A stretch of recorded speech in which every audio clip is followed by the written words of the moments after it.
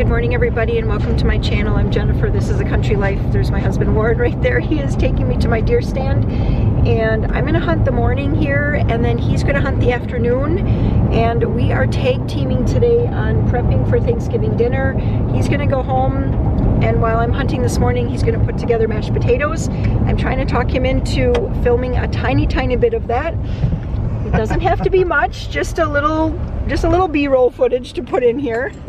And then once I come in from hunting, then I'm going to put the turkey in. So we like to do some of these things the day before, and tomorrow we're actually having Thanksgiving, like we're having a lunch. So we're gonna eat between noon and 1 is the goal. Yep. Whoa, sorry about that. Woods Road here. This deer season has been the season for does. There have not been any bucks shot yet, but lots of does. Lots of buck tags still available. I have a buck and a doe, so I'm hoping a buck and a doe tag. So I am hoping to see something. I hunted on Sunday, I didn't see anything. You hunted Saturday and Monday. What happened on Saturday? Peter got 2 does. I didn't shoot anything.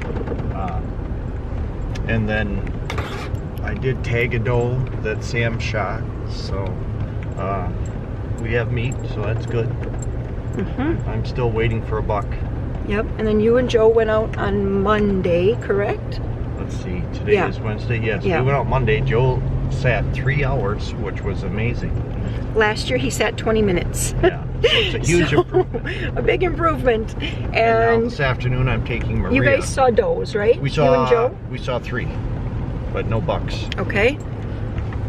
And now this afternoon I'm taking Maria hunting. It's her turn. So, and I think we're gonna sit your stand. Oh, okay. All right, well, we're almost there. So I am going to be unloading my stuff into my stand, and maybe Warren will film a little bit for you guys in a little while. Maybe. All right, everyone, we have to make mashed potatoes for Thanksgiving. We have to do something with this kitchen. It is a train wreck. See? It is a train wreck. So I think I'm doing dishes before I do anything. Dishes are done. I don't know if you can see. We have the potatoes that Uncle Dan bought us at harvest time, right there. And Jennifer said to put the potatoes in the big crock pot, so I did. So I think I'm done. No, I'm not done. No. But I did do that on purpose so I could gauge how many potatoes I needed. So I am going to start peeling and boiling and mashing, and I'm hoping by the time I'm done that is full of mashed potatoes. Maria's helping to peel potatoes. She offered, so I'm like, heck yeah, you can help. So we got some wild turkey thawing in the sink. We have the butterball that I took out of the refrigerator. It's almost completely thawed, so we just need to finish thawing that this morning so we can get that cooking. I brought out the wild turkey to make sure that we actually had enough. This is Peter's turkey that he shot last spring, so that's kind of special. Maria and I cut up and peeled all the potatoes. I'm going to boil them now and keep going on this project. If it's not enough, I'll make more. I have the mashed potatoes in the process of being mashed. I actually moved them to a larger container since we have so many. I didn't think I could mash them in the kettle that I cooked them in. I just thought it would be too hard once I added the butter and the milk and everything. So went with a bigger bowl and I'm mashing them right now. Camera just shut off, don't know why. All right, so with the 3 sticks of butter and the cup of milk, it gave me the creamy consistency I was looking for. So I worked it quite a bit with the potato masher. You really want to get the lumps out and make them as creamy as you can. So we're going to put this on the scale and see what we have.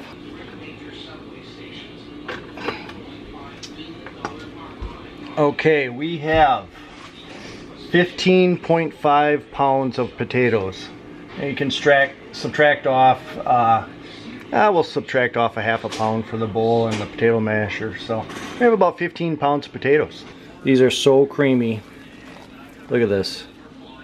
I'm filling the crock right now. I could eat this whole bowl of mashed potatoes. I'm serious. Look how creamy those are. Is that not gorgeous or what?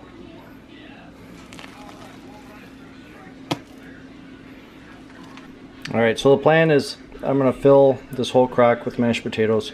Anything that's left in there we'll probably have today.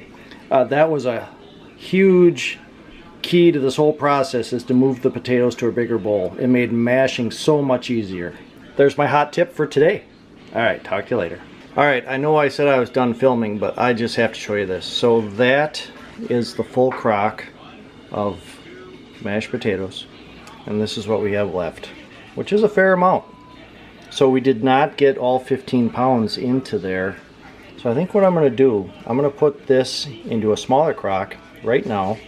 I don't know, I'll run it by Jennifer when she gets in from hunting. Maybe she'll want to save these to add to this tomorrow. We'll see. It was kind of funny. So he put all of them in the pot to see how many he needed. And he showed the camera. He hadn't peeled them at all. And he was like, so Jennifer told me to put all the potatoes in the biggest crock pot.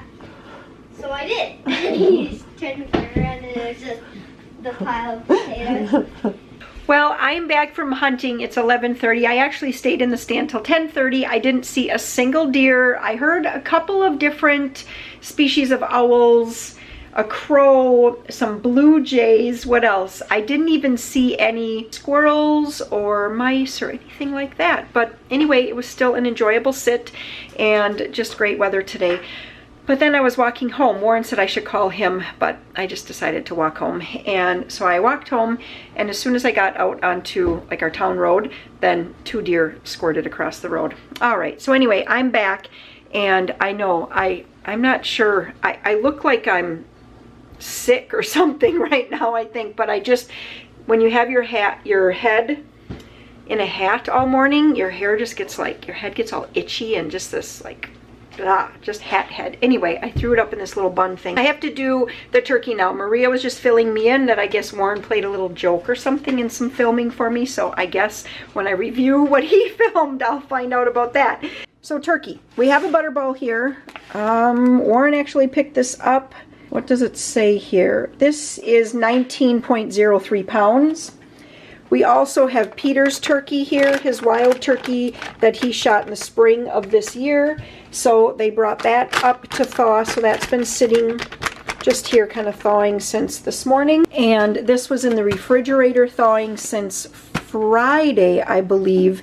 And then just a couple hours ago, Warren just brought it up to sit kind of on the counter just to kind of bring it a little bit, just to let it warm up just a little bit. You know how cold they are when you're trying to reach your hands into those refrigerated turkeys. They're so cold. Anyway, I'm going to get this opened. I'm going to read the directions, probably salt, pepper, oil the skin, stuff it with a couple of onions. That's usually about what I do. I'm hoping that I have a roasting bag because since my big Nesco has chili in it still, I think we're going to finish it up here today.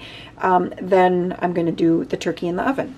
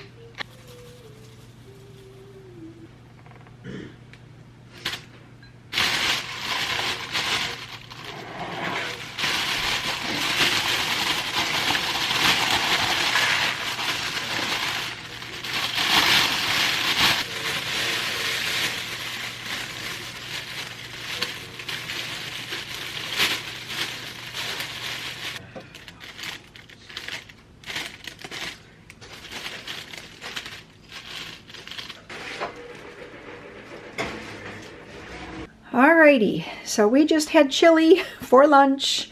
We are getting down to, we have 2 quarts. I'll show you what we have left. I just put it into a kettle here. We have 2 quarts of chili left. I just got my big Nesco or roasting pan washed up, and now I have here a 6-quart crock pot. This is a little small, I have to say, but this is actually Peter's wild turkey. I thought it was a whole turkey, but it was not. It was, they breasted it out and then took the legs and thighs. So what I have in here, I just layered the 2 breasts on the bottom, the 2 tenderloins, and then I cut apart the legs and the thighs, and with each layer I salted and peppered it. And now I have some turkey stock here that I had canned, and I also have a can of cream of mushroom soup. I'm going to mix those 2 together, and then I'm going to pour that over this, and then we are actually going to, I'll just pop this in the fridge, and then tonight, between midnight and 2 in the morning, we are just going to get up, one of us will get up and turn the crock pot onto low, and then let this cook for, or let this slow cook for 10 hours. Our plan is to eat our Thanksgiving meal between noon and 1 tomorrow, and then do some visiting like early evening to evening time. So 10 hours slow cooking for this amount of turkey should be just about the right amount, and that way if we do set it at noon or at midnight, that takes us until 10 a.m. and if it just seems like it could still stay on low, we'll keep it on low until noon when we're ready to eat, or we can flip it down to warm if we feel like it is cooked enough. All right, let me get these things mixed up.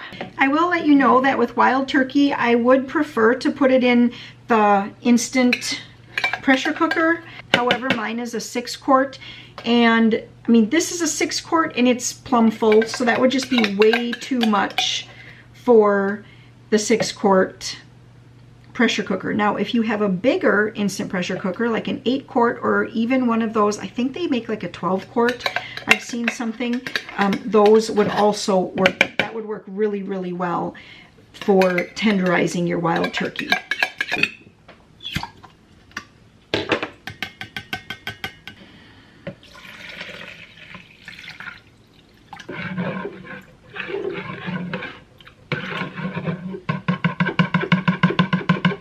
Now let's hope this all fits. Oh boy. All right, I'm rethinking this because I really want all of this broth over it. I'm wondering if I should put this into my big roasting pan. I thought I could get away with it in here, but I feel like this is just too small. So I'm going to put everything into my big roasting pan right now.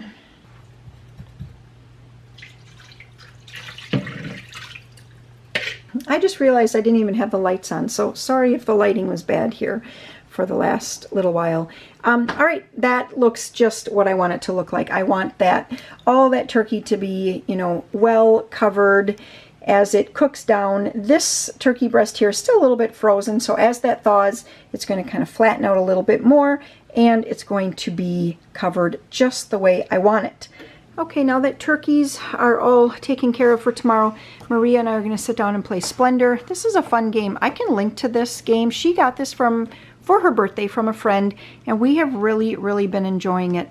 I guess that's all I have to say about it, right? Yeah, it's a great game. It's just a fun game. So, what time did Dad say you guys are going hunting? 2 o'clock. Oh, that's in 5 minutes. I think he said 2:30. Okay. Right? Yeah. So 2:30 is the time for Maria to go hunting. So we're going to see if we can finish this game in under 30 minutes.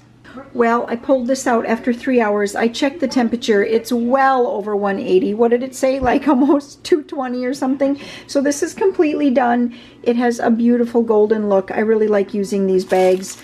Last year I had kind of forgotten to use one of these, and I think that the turkey got just a bit dry. So hopefully everything should be good with this turkey, and I'm going to let this cool actually for quite some time in the bag, in the juice, and then later, probably when Warren comes in from hunting, he will carve the turkey, and then we will put it into a roasting pan with all of the juices and then warm it in the oven tomorrow.